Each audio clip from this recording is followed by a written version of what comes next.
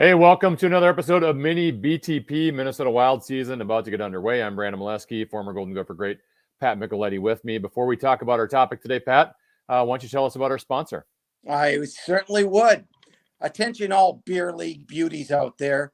This season, Michelob Golden Light is giving everyday hockey players a chance to check off a bucket list dream sponsorship. After all, why should only the pros get deep brand deals? Mick Golden Light is looking for adult hockey players of every skill level to make their case for sponsorship and potentially win great prizes like custom merchandise, jerseys, cold hard cash. For more information, visit goldenlight.michelobultra.com. Excellent. And our topic today, Pat, for our Mini BTP, a reminder, our Mini BTP is just a smaller version of Beyond the Pond. We're Beyond the Pod. We're really talking about one topic. Today, the question is, can the Wild survive without Jared Spurgeon? Pat, Spurgeon's going to miss the beginning of the season with an upper body injury. Don't know the exact timeline, but the type of injured reserve he was placed on would mean that he's not going to miss more than 10 games. So it's just going to be it's not a super long-term injury, but significant enough where he's going to miss a little bit of time. So that's the question today, Pat. Can the Wild survive without Jared Spurgeon? Well, Brandon, the old adage that coaches use, and they use it at the minor league level, they use it at the college, the high school, is next man up, right? That's the old, we've got so much that next man up and we'll be fine. Well, I don't believe that. I don't believe that to be true. I think I have some concern because when you move a number 5, 6, or 7 into a number 1, number 2, number 3, number 4, it's a significant difference. You're playing against the best forwards of the other team consistently throughout a game, and not that they can't get the job done, but I think it certainly hinders them. And the team that they're playing tonight has that same problem. Aaron Ekblad is out, Montour is out for Florida, so kind of maybe equal footing. But I hate to see this. I hope it's not more than 10 games. It doesn't appear that it will be the case, but it certainly, you want to get off to a good start, and without your number 1, number 2 D in there, it might make things a little challenging. Yeah, and that would be challenging for any team in the National Hockey League, right? To lose a top pairing defenseman. They're already without Matt Dumba. And, do the Wild have defensive depth where if you lose a third pairing, they can slide someone in? I think they do. Jared Spurgeon, the other part of this, Pat, is, he can kind of cover up Jake Middleton a little bit. They play two completely different contrasting styles of play, and they're both effective in their own right.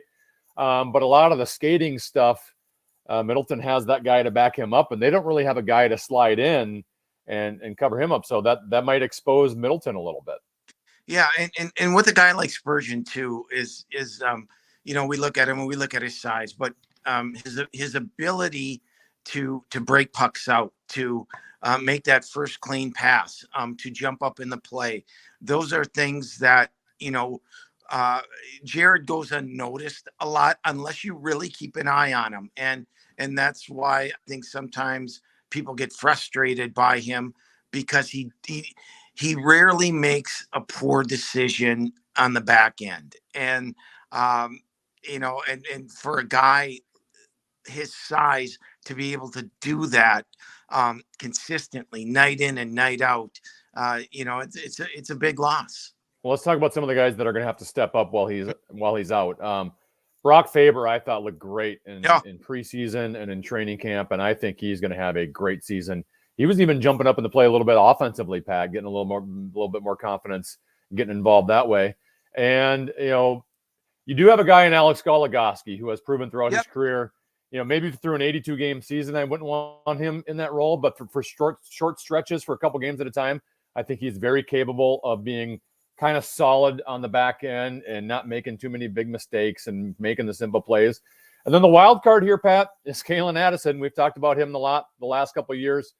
Clearly, he's going to be a boost to the power play 5-on-5, he needs to improve defensively. He needs to improve his physicality in front of the net and in corners in terms of winning battles. And I think he knows this is a big year for his career, and I'm curious to see whether he made any improvements in those areas. Well, let's go in order. You brought up Brock Faber, and the more comfortable he gets with Jonas Brodin, I think those two might. I'm not going to say they're going to be the best shutdown pair in the National Hockey League, but they're going to be awfully tough to play against. And I think you're going to see a heavy dose of those two with Spurgeon out. And so, he's just going to gain more confidence as he goes along, and pairing him with a guy like Brodin is the perfect match. The second guy you brought up was Goligoski. And let's not forget, and I want to give Goligoski all the credit in the world, because he was that guy. He was that Spurgeon 8-10 years ago, right? And so this moment is not going to be too big for him. It's just that you're 100% correct. It's not going to happen over an 82 game stretch. And so, hopefully, again, Spurgeon's not out too long. And the third guy, Addison, right? I mean, listen, he's they can talk till they're blue in the face about, here's how we want you to play. Here's what you have to do. Shift in and shift out. Defend every shift. We know what you can do offensively, but you got to bring it on the back end too. And it's a big year for him to see if he's going to be a regular in the National Hockey League.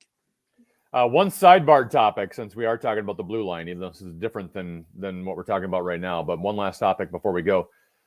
Jonas Brodin, I chatted with him in training camp, and unprompted, he told me that he wants to be more involved offensively than he has been historically. And I think a lot of that might be because Brock Faber is his partner now, as opposed to Matt Dumba, where it was when you're with Dumba would tend to be a little bit more offensive, and Brodin had to cover defensively.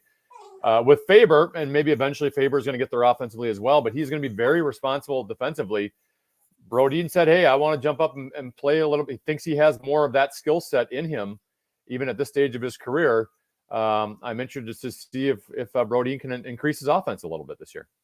I hope he does. Brandon, I know he's not going to bomb one from the point. He doesn't have that type of shot, but with his skating ability, he can skate, and he should be able to jump up in the play, and he should be able to get those backdoor goals, those type of things, or create more chaos in the offensive zone by him jumping up, right? Then you got 4 guys instead of 3, and then you got guys looking to who do I pick up, so I think that could be a real value added piece to the Minnesota Wild offense, which we know they need.